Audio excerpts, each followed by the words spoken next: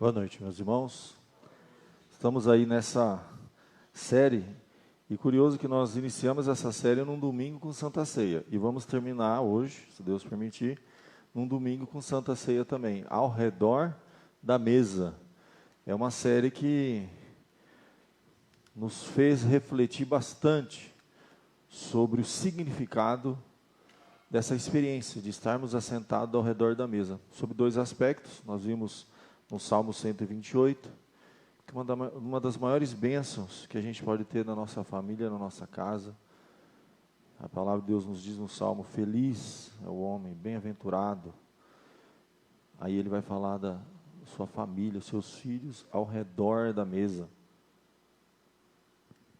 Uma das bênçãos mais extraordinárias que a gente pode ter, e que, devido à dinâmica da nossa vida moderna, isso vem diminuindo cada vez mais, a correria vai se tornando cada vez mais raro. Durante a semana, a gente encontrar um tempo para sentar com toda a família, sem pressa, sem celular, sem TV ligada, mas para olhar nos olhos um do outro, para ter esse compartilhar. O poder que isso tem dentro de uma casa, de transformar, de discipular, de formar a personalidade, caráter. Falamos então sobre um livro maravilhoso que eu indico para muitos que puderem, para todos que puderem ler. A Experiência da Mesa é um livro que se tornou um best-seller da editora Mundo Cristão, em que a autora, que tem muitas palestras na internet, vale a pena você assistir, ela fala sobre esse valor que existe de você se assentar na mesa com a sua família, e os pais não sabem o que eles estão perdendo, quando muitas vezes a gente não dá tanta prioridade para isso. A dinâmica da vida, como eu disse, muitas vezes a gente está ali, um sentado no sofá, assistindo uma série, outro mexendo no celular, e a gente perde esse momento tão precioso de estar ao redor da mesa.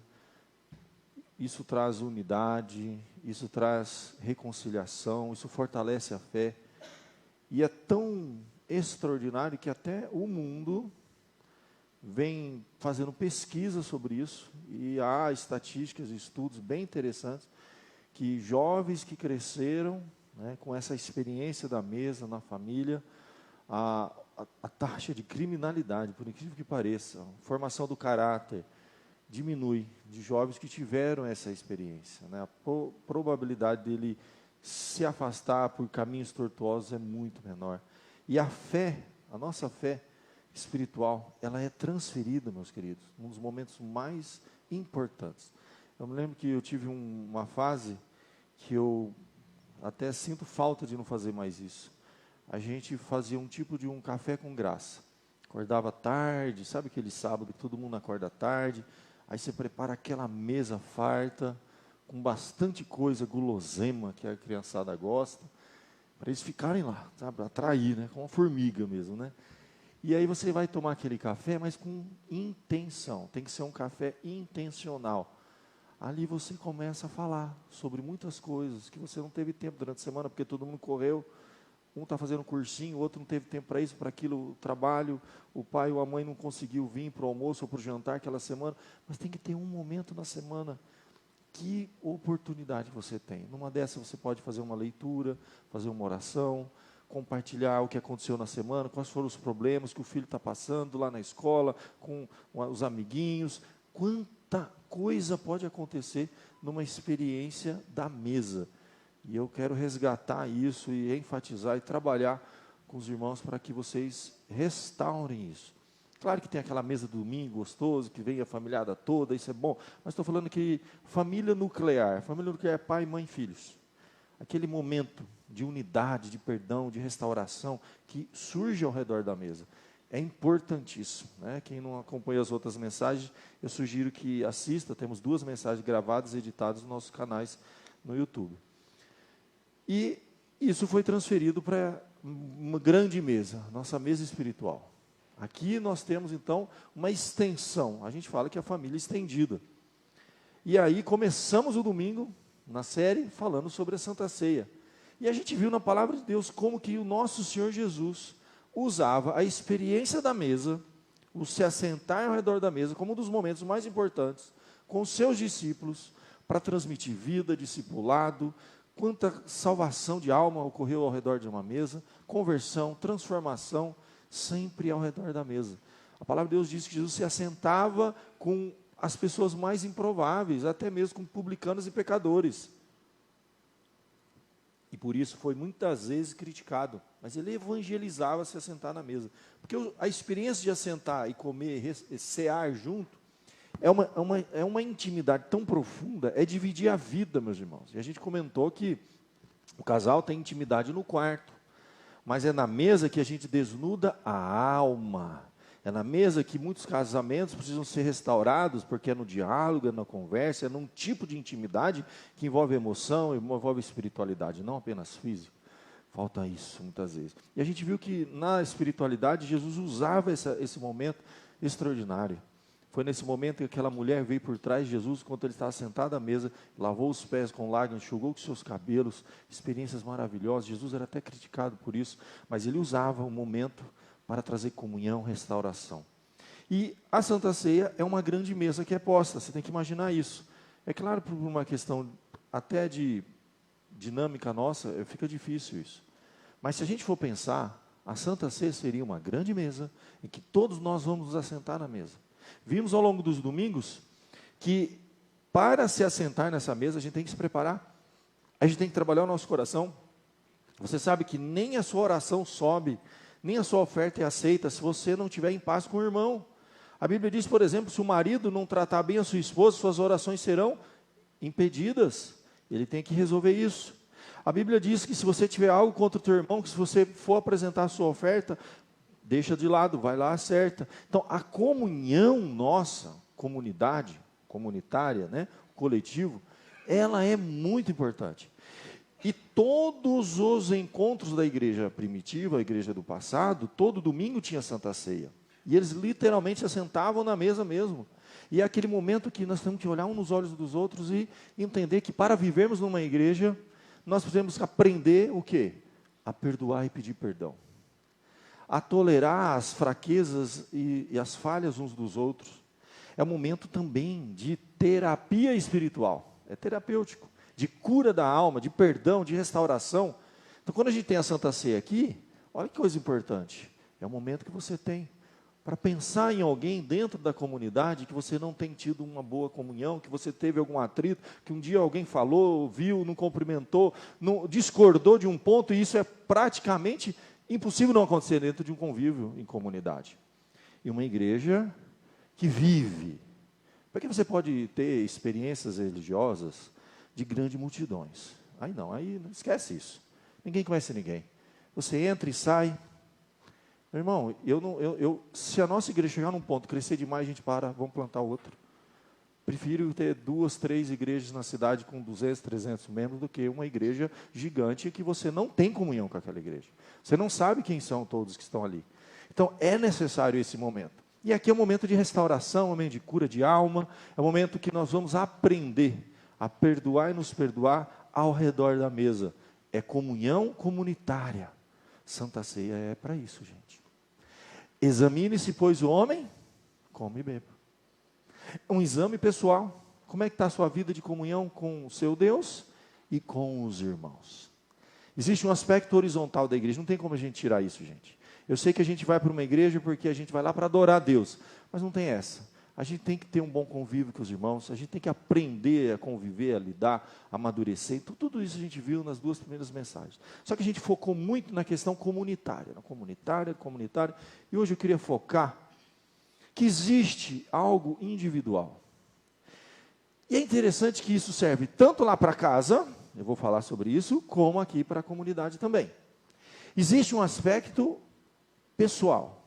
Você, individualmente, tem que ver como é que está a sua vida, tanto familiar como religiosa, espiritual, nesse aspecto. E por isso eu vou pedir para você abrir um texto, que é um texto que eu vou fazer uma coisa totalmente diferente. Eu vou estudar de baixo para cima. Vocês vão entender por quê. No final, tudo se encerra numa mesa. Então, eu vou pedir para você abrir a sua Bíblia lá no Evangelho de Lucas, capítulo 24. Nós vamos ler o verso 30 e 31. Só isso por enquanto. Apaga as luzes e vamos conversar, subindo os versos, voltando os versículos. Lucas 24, verso 30 e 31.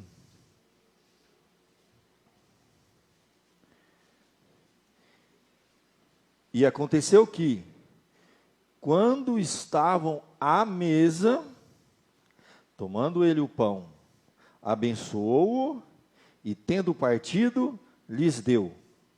Então se lhes abriram os olhos e o reconheceram, mas ele desapareceu da presença deles. Até aqui, meus queridos.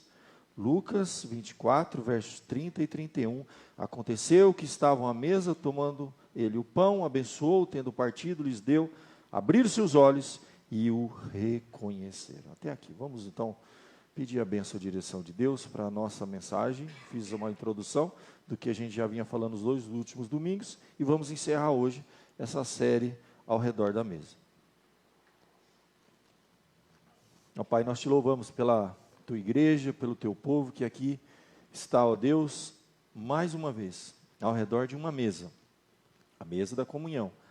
E queremos buscar na tua palavra, Senhor, ensinamentos preciosos, ó Deus, inspiração, vida.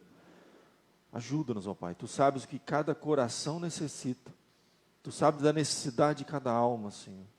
Que a tua palavra venha ao encontro, Senhor, das nossas almas, para alimentar, exortar, corrigir, fortalecer, levantar, animar. Tu sabes o que é necessário. Abençoa-nos e perdoa-nos. Com o perdão dos nossos pecados estamos orando, em nome de Jesus. Amém. Então eu tenho pensado muito nisso e eu tenho refletido muito sobre essa questão individual pelo seguinte. A gente falou muito no coletivo, família sentada, os pais e os filhos, a igreja, a comunidade. Só que é uma coisa interessante, né? E a gente usa uma expressão que diz assim, se você quer ser um bom pai, a gente usa isso, né? Seja primeiro um bom marido. Você quer ser uma boa mãe? Seja primeiro uma boa esposa. Por que isso? Existe algo que não tem como, existe uma sequência. O mundo dos nossos filhos é o lar. Mas não é um lar, casa, prédio, isso pode mudar. Não, é o lar, é a família. Se os pais, mesmo com os desentendimentos normais que todos nós temos, trabalham bem isso, o que a gente produz no coração dos nossos filhos? Segurança. Produz no coração dos nossos filhos uma garra, sabe, uma força inabalável. Filhos inabaláveis vêm de casamentos inabaláveis. Trabalha isso. Então, existe um aspecto em que precisa haver mesa a dois. Tem que ter a mesa da família, coisa maravilhosa. Tem que ter a mesa com casa cheia. É tão gostoso isso, né? Vem os parentes, os primos, avós, os tios, ou até a família nuclear, os pais e os filhos. Mas, meu querido, a força dessa família depende muitas vezes se houve antes daquela mesa comunitária, cheia, família, mesa a dois. Mesa a dois. Nada, meus irmãos, substitui isso. Aquele casal que trabalha, que tira tempo para eles, tempo de comunhão com o outro, que fortalece aquela relação mesa a dois. Coisas que têm que ser tratadas que não dá para tratar na frente dos nossos filhos. Rugas, corrigir a rota, sabe? A liderança daquela casa precisa ter momentos na mesa. Momentos de comunhão, momentos de reconduzir a vida do casal, fortalecer, recomeçar o relacionamento sempre, perdoar, tratar de coisas a dois. Quando há essa mesa a dois, aí sim aquela mesa lá vai fazer sentido. E eu vou além. Você sabe que um dos grandes problemas que a gente tem enfrentado nos dias de hoje, por incrível que pareça, tratando de casamento, de relacionamentos, já 2 décadas que eu trato disso, um dos erros mais, assim, grotescos, assim, que você vê que não é possível, não está percebendo o que está acontecendo, é quando os pais, na medida que a família vai crescendo, eles vão perdendo a identidade do casal. É mais difícil, sim. Com 2, 3 filhos em casa, filhos pequenos, a gente vai perdendo. Tem que tirar um dia para o casal. Tem que tirar um dia que vai ter na mesa só os dois. Se não dá para fazer isso dentro de casa, vocês saem. tem que ter o dia do casal, mesa 2, trabalhar. E um dos erros mais graves é muitas vezes a substituição afetiva que existe dentro da família. Quando a mãe ou o pai, em vez de primeiramente cuidar do seu parceiro, do seu cônjuge, ele transfere para as necessidades dos filhos. Não vamos negligenciar os nossos filhos, mas isso é primordial. Você tem que satisfazer plenamente, mesa 2, emocional, espiritual, afetivo, física, em todos os sentidos, o cônjuge. Deixar farto, deixar satisfeito, saciar, é o termo usado em Cantares, saciar-se com o outro. O casal tem que estar saciado. E um dos erros mais assim, absurdos é quando uma mãe ou um pai, mas geralmente mãe tem uma tendência disso, começa a transferir os seus afetos e negligenciar. Aí eu já ouvi casos em que a mãe passa a dormir com filhos, já vi muito caso. A coisa mais absurda do mundo, a mãe dormir com o filho e deixar o pai. Claro, recém-nascido, está com alguns dias de vida, óbvio, está doente, óbvio. Mas isso é uma coisa que tem que acontecer uma ou outra noite. Meus irmãos, essa substituição é a coisa mais grave que pode existir dentro de uma família. Porque ela destrói tudo. Ela desconstrói totalmente a família. Ela destrói a criança, porque vai criar uma criança super protegida pela mãe, vai afetar essa criança no futuro, destrói a personalidade dela, total. Desconstrói o relacionamento. Já vi casamentos terminar, porque o homem chegava em casa, a mãe grudada na criança. Dormia, acordava, e ele sendo negligenciado. Isso não justifica coisas erradas, gente, mas abre portas terríveis. A Bíblia chega a falar sobre isso. Não vos priveis um ao outro, salvo se os dois de consenso, por breve período de tempo. Paulo fala na carta aos Coríntios. Então, essa relação de intimidade duo, né? Marido e mulher, primeiramente, fortalece ali. É insubstituível isso. E começa na mesa. E se transfere a todas as outras coisas. Mesa a 2. Um casal que não tem tempo para sentar numa mesa os dois durante a semana, uma vez que se quer, tem coisa errada aí. Vai ter problema. E a falta de mesa a 2 vai atrapalhar a cama. E vai atrapalhar todas as outras coisas. E aquela tensão na relação vai afetar os filhos. Então, por isso que eu digo, quer ser um bom marido, seja um bom pai, quer ser uma boa mãe, seja uma boa esposa. Isso é prioridade. E sabe o que acaba acontecendo? Que a gente já viu muito isso? Mães deixarem mesmo de dormir com o marido para ir dormir com o filho. E transferir os seus afetos, sabe que mal sabe ela. Deixa aquele menino crescer e se engraçar com uma menina. Eu não quero mais nem saber da mãe. Aí a mãe, durante anos e anos, deixou de cuidar, de alimentar a relação, transferiu tudo para um filho, agora o filho não quer nem saber, correndo atrás da menina que ele conheceu, ou a menina do rapaz que conheceu, e aí a mãe fica na mão. Quando ela volta, tem um estranho dentro de casa. É a famosa fase, né, do ninho vazio, né, que os casais voltam para si, agora só está nós aqui. Voltou o que era antes. E o que sobrou durante todo aquele período, que eles foram grandes parceiros na criação dos filhos, mas esqueceram um do outro. Então, mesa 2. É intimidade duo ali, ó. Que começa com o casal, mas vai além. Existe um relacionamento pessoal, individual, você com cada um dos seus filhos. Você tem vivido isso? Você sair ou sentar numa mesa 2 com exclusividade para um dos seus filhos? Naquela fase mais importante, naquela fase delicada, às vezes um começa a namorar, começa a estudar fora, trabalhar o individual. E não, pode ser o pai com a filha, ou o pai com o filho, revezando. O filho, olha que coisa linda. A mãe hoje vai sair com a filha ou com o filho sozinho, enquanto o pai sai com o outro sozinho. Mesa 2. Então imagina uma família que trabalha a individualidade na relação, depois quando senta todos ao redor da mesa. Está tudo trabalhado, gente. Os corações estão em paz. Se não há essa mesa 2, dificilmente vai ter aquela mesa que a família está reunida. E por coisas não foram bem resolvidas entre o marido e a mulher, os filhos percebem. Quando não foram bem resolvidas entre pais e filhos, percebe. Mesa 2, individualidade. Isso é muito importante. A gente está falando de mesa comunitária, né? Mas antes disso, existe esse aspecto da mesa 2. Isso pensando na família.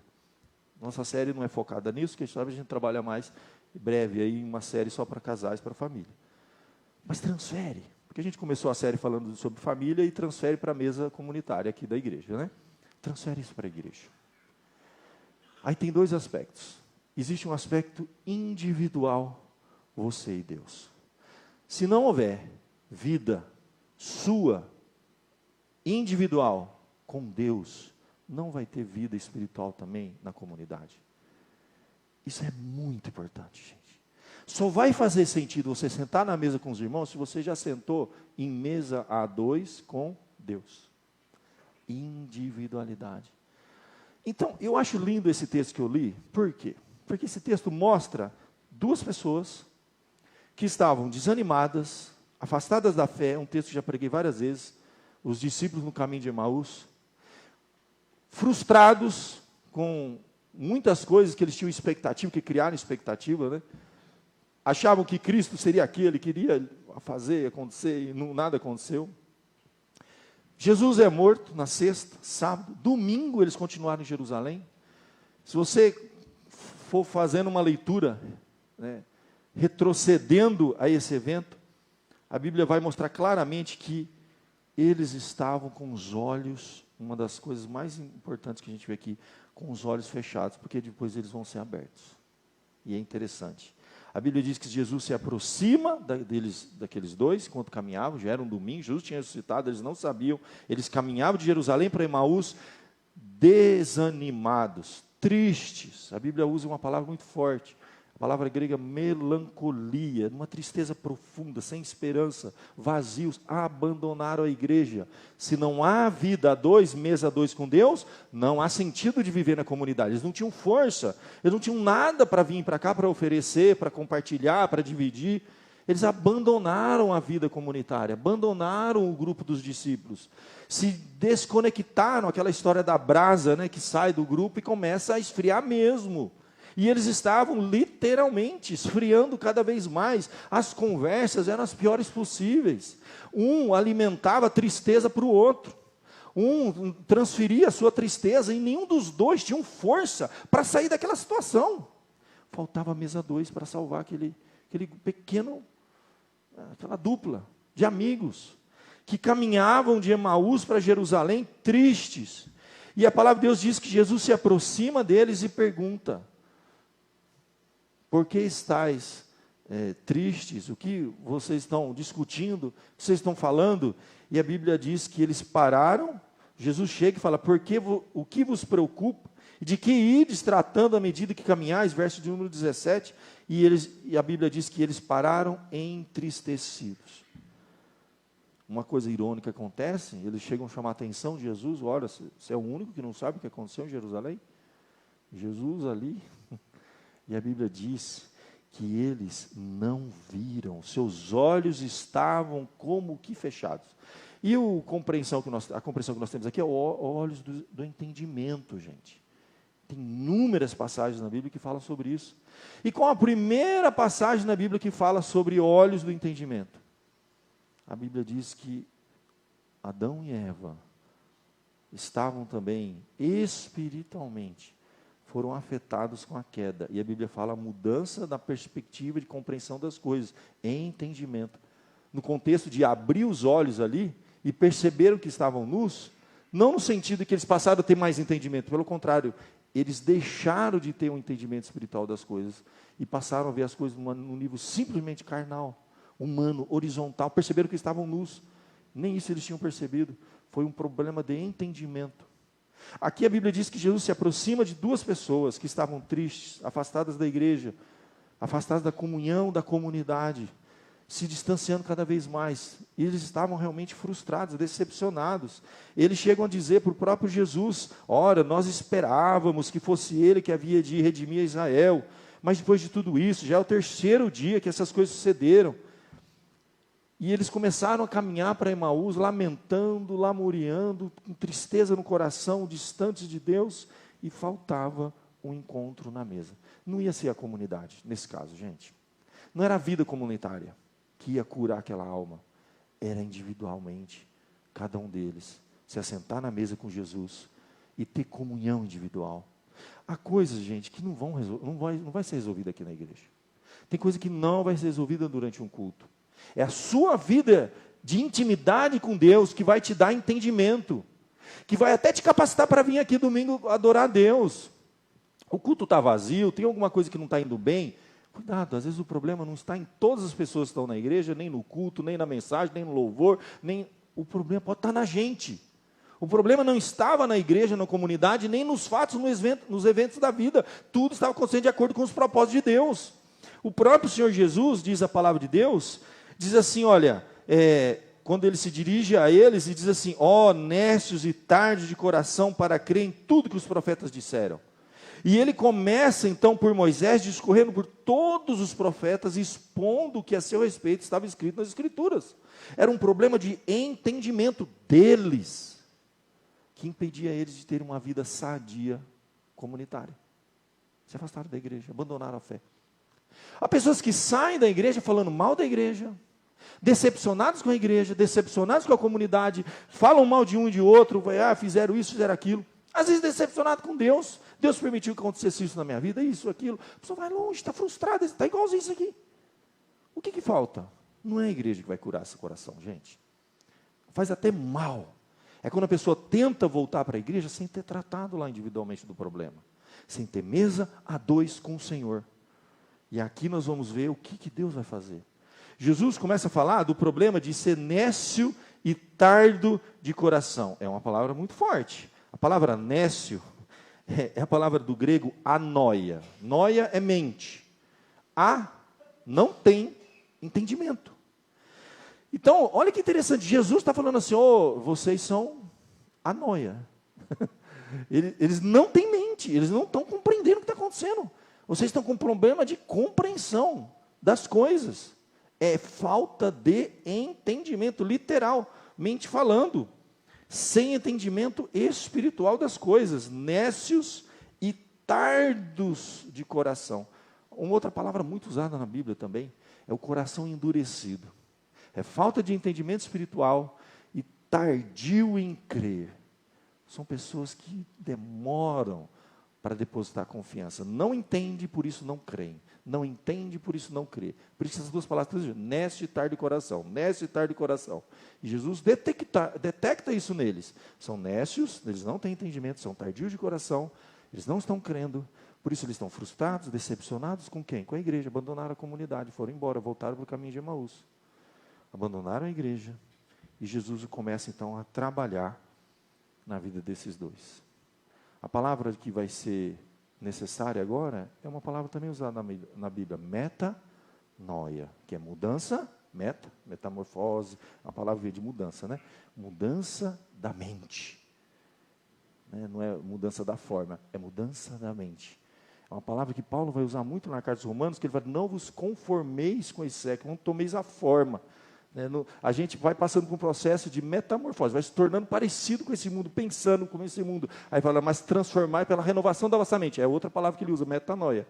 E Jesus olha para eles, vocês são anoia, vocês não têm entendimento. Vocês precisam de uma metanoia, de uma mudança de mente. Isso só acontece mesa a dois.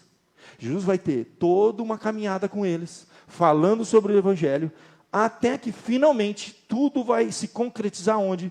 Quando eles se assentam na mesa. E a palavra de Deus nos diz que Jesus vai partir o pão, se assentou na mesa, parte o pão, aí a Bíblia diz que abriram-se os olhos. E eles então compreenderam. É uma ação espiritual, gente. É uma metanoia, é uma mudança de mente. É algo sobrenatural. Às vezes a gente falando não vai, discutindo não vai, batendo boca não vai. É uma obra de Deus. É aquilo que, por exemplo, você tem uma passagem na Bíblia que a palavra de Deus diz que Paulo pregava para um grupo de mulheres, e a Bíblia diz que o Espírito de Deus abriu o entendimento, o coração de Lídia, vendedora de púrpura, para ela compreender as Escrituras. Não foi Paulo, gente. Não é o discurso, não é muitas vezes o bater boca. É um momento de intimidade com Deus, para que o Espírito haja naquele coração e traga mudança de mente. Se você está emburrado, né, como a gente diz, você está aborrecido, você está irritado, você está desanimado com a vida em comunidade, cuidado. Pode ser que você esteja com um problema dentro de você, que o Espírito de Deus precisa trabalhar, fazer uma metanoia, uma transformação. Pode ser que você precise de não mais de culto, não. Você precisa de intimidade. É momento de solitude, de se afastar das pessoas, sim, para poder se curar. Não vou ficar agora afastado da igreja 6 vezes. Não, é você durante a semana. Entra no teu quarto, diz a Bíblia. O que faz? Traz todo mundo lá para dentro, vamos fazer uma reunião de oração. Não, tem que ter momento que é só você. A Bíblia diz, entra no teu quarto, fecha a tua porta e tu falarás ao Senhor. E a Bíblia fala, lançai sobre ele a vossa ansiedade, derramai o vosso coração, chorai e lamentai. É momento de intimidade, você com Deus. Igreja não substitui isso, gente. Pode participar de 1000 cultos, pode ter o maior louvor do mundo, o maior pregador do mundo, não vai resolver seu problema.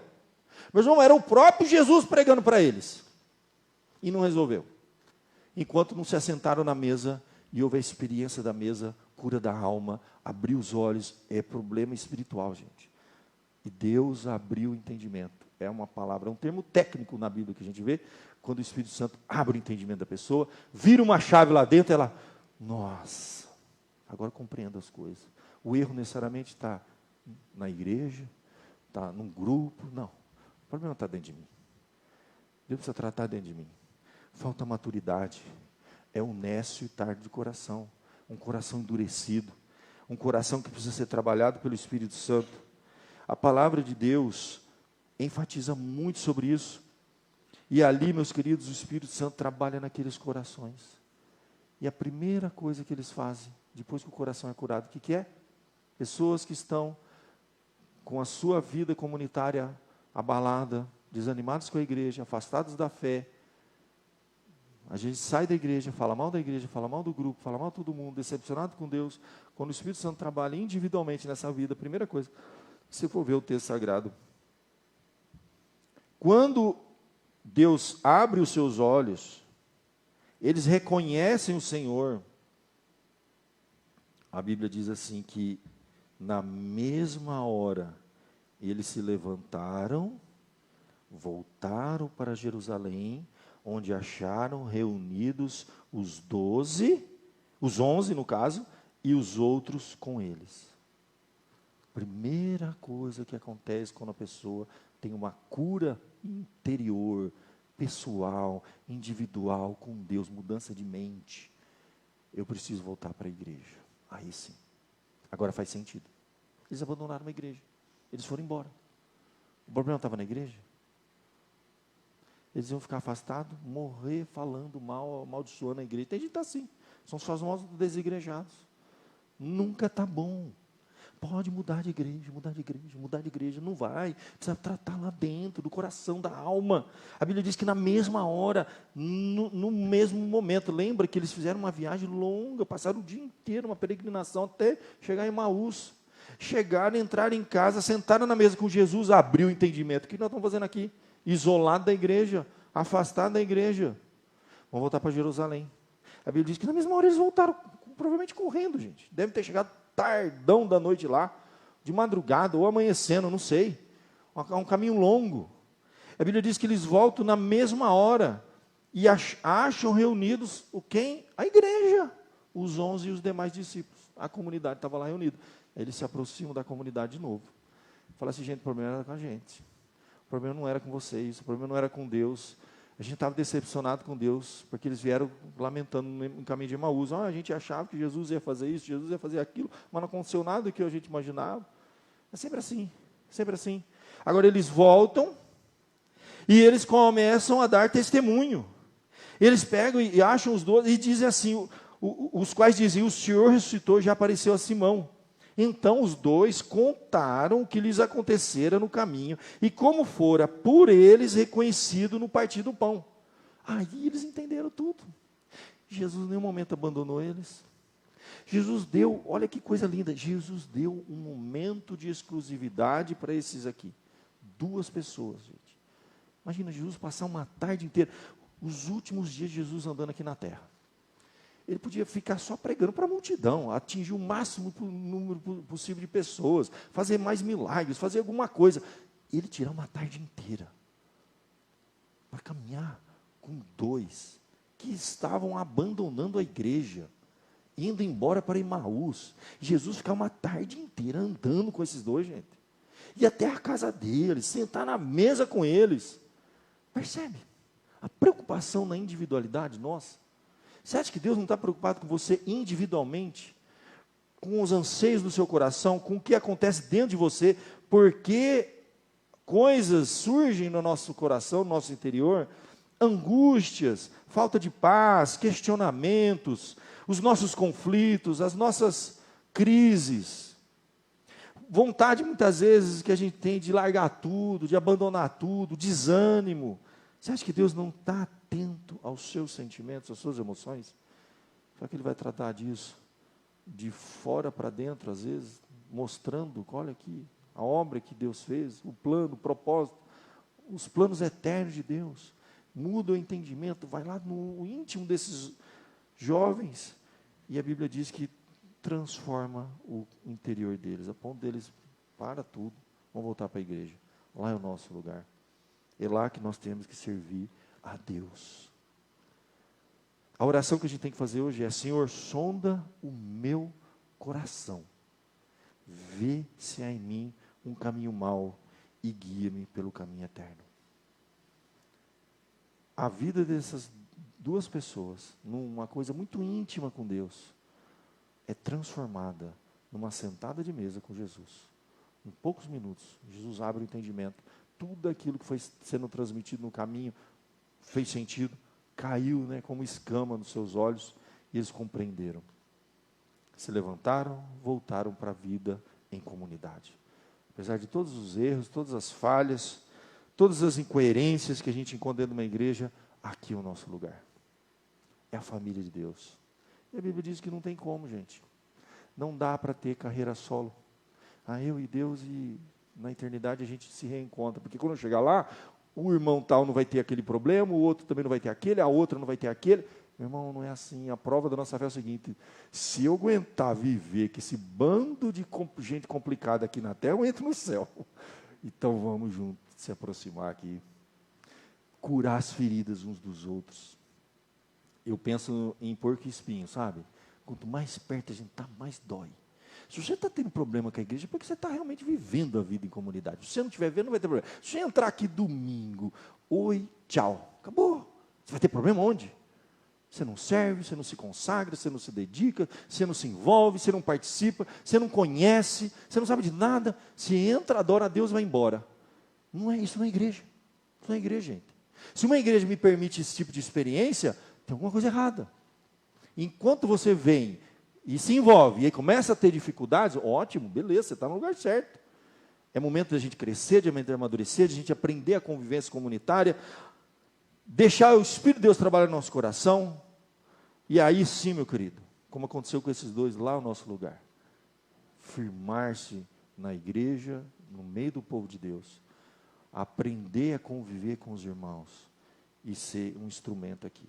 A Bíblia diz que eles terminam juntos, testemunhando. A última palavra dos dois aqui, ó.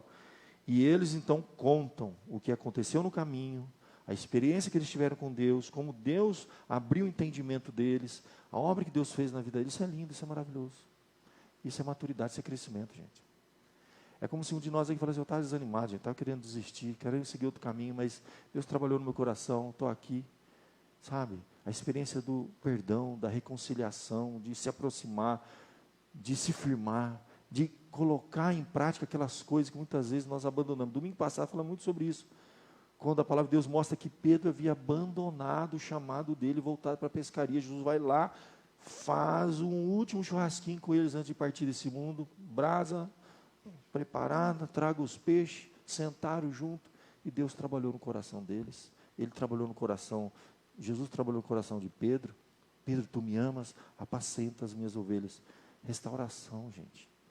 Tudo ali foi. É interessante isso. Pedro negou Jesus 3 vezes. Jesus pergunta para ele 3 vezes. Deu a mesma oportunidade que ele teve dos seus erros cometidos, Jesus dá para ele voltar. Tu me amas? 1. Você me negou 1 vez? Confirma agora, você me ama? 1. De novo, tu me amas? 2. Tu me amas? 3. Aí ele fala: tu sabes de todas as coisas, tu sabes que eu te amo. E Jesus recria o cenário. Pedro, a Bíblia diz que ele estava do lado de um fogo, se aquecendo com outras pessoas, quando ele nega Jesus 3 vezes. Jesus prepara um fogo, chama Pedro de novo e 3 vezes pergunta para ele: tu me amas, tu me amas, tu me amas? E aí ele 3 vezes confirma isso, é restaurado, volta para a fé. Depois daqui ele sai para pregar e 3.000 almas são convertidas. Deus te chamou para alguma coisa. O que tem te impedido de servir? Como eu falei no domingo passado e repito, todos nós estamos aqui, mas a gente sabe que a gente podia dar um pouquinho mais. A gente queria fazer algo mais. O que está impedindo? A gente não quer se envolver porque vai dar dor de cabeça, é problema. É isso aí que Deus te chamou para isso mesmo. Estamos aqui para isso, gente. Aqui é um hospital. E nós somos chamados para servirmos uns aos outros e juntos servirmos a Deus. Amém? Feche seus olhos. Vamos nos preparar para a Santa Ceia. É momento de pedir perdão para Deus. É momento de se voltar para Deus. É momento de se assentar na mesa e falar: Senhor, cura o meu coração, muda o meu entendimento, me ajuda a olhar mais para o Senhor e menos para os homens. Me ajuda a ser solução. Ser solução. Que Deus te deu dons, te deu inúmeros meios que você deveria estar usando para a glória dEle. Coloca a sua vida diante de Deus. Vou chamar os presbíteros à frente. Nós vamos nos preparar para a Santa Ceia. Vamos orar e nos preparar para nos assentar ao redor da mesa, gente. Comunhão individual e coletiva. Converse individualmente com o Senhor. Falou: Senhor, eu preciso resolver meus probleminhas aqui, ó. Meu coração, preciso perdoar, preciso ser perdoado, preciso tratar do meu coração e me preparar para me apresentar diante do Senhor.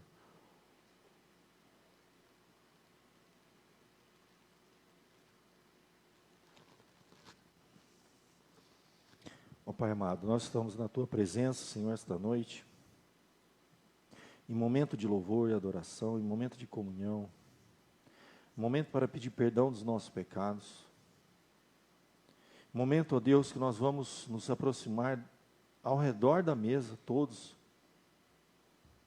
e precisamos estar em comunhão uns com os outros, Senhor.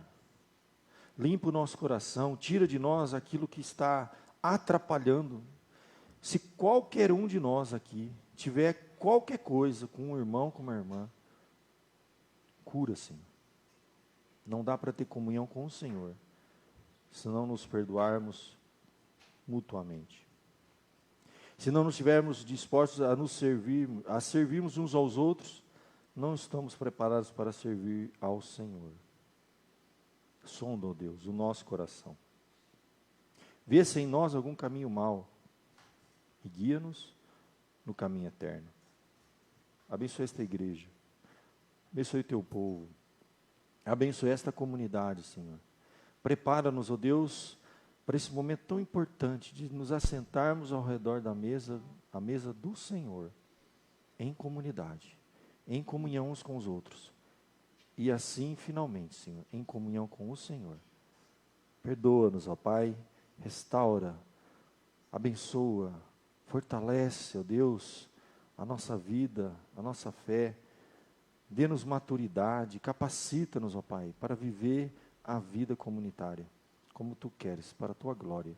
Em nome de Jesus. Amém.